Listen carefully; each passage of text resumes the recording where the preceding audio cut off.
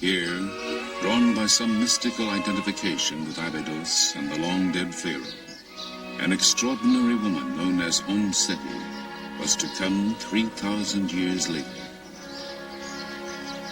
With a group of fellow Egyptologists, she celebrates her 77th birthday. To you. Happy birthday, Seti. Happy birthday to you.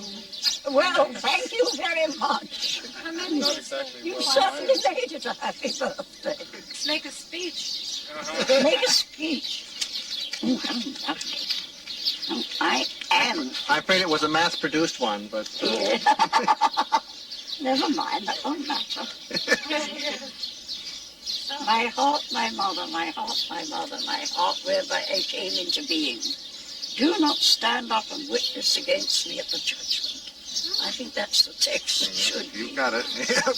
Oh, thank you very much. To Seti at her 77th, on her way to 110.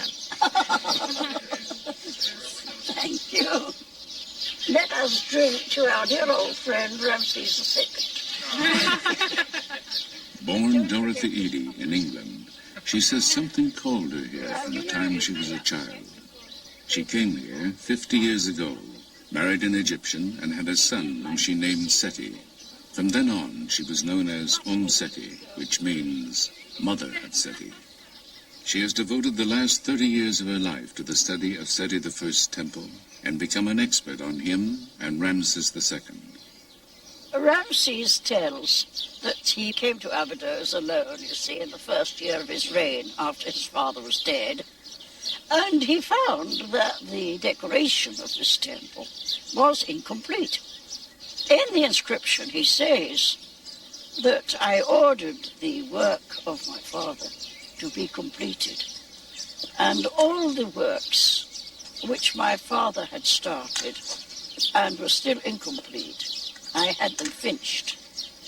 And then he goes on as if he's speaking to the soul of his father, you see, and telling him that all that Seti had wanted to do and died before completing, and all his plans and ambitions, Ramses would complete it. And he said, so long as I am ruling, it will be as though you are still on the throne.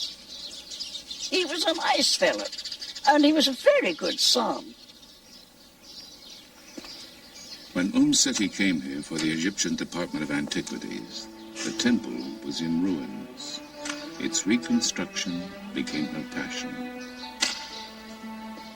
They confronted me with a pile of fragments of inscribed stone. There were over 2,000. Some were very small, some were very big. My job was to copy the inscriptions on them, catalogue them, and where possible, fit them together.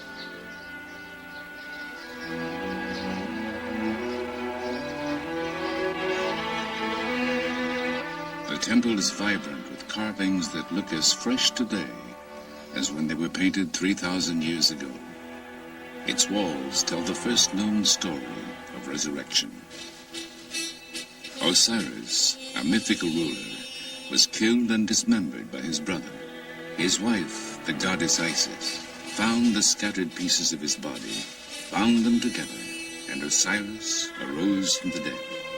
Their son, the falcon-headed god Horus, was to grow to manhood and avenge his father. Anubis, jackal-headed god of embalming, was sent by the sun god to help Osiris live eternally.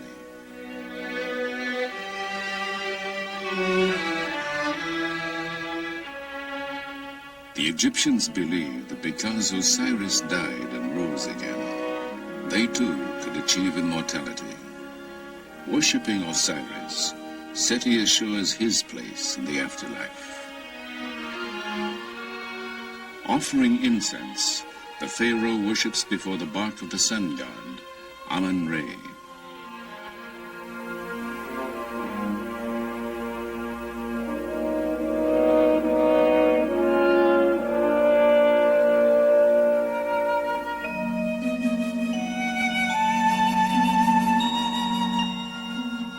Just as Seti offers bread, ducks, figs, and a pomegranate to Isis, Seti follows the ancient beliefs.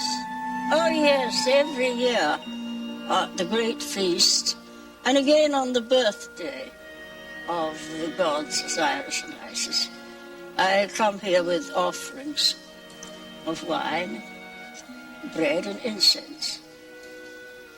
Oh, I love coming here.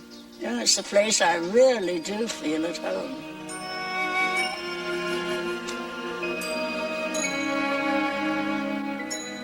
Three days after this filming was completed, Seti died. She was buried in Abydos, Egyptian city of resurrection.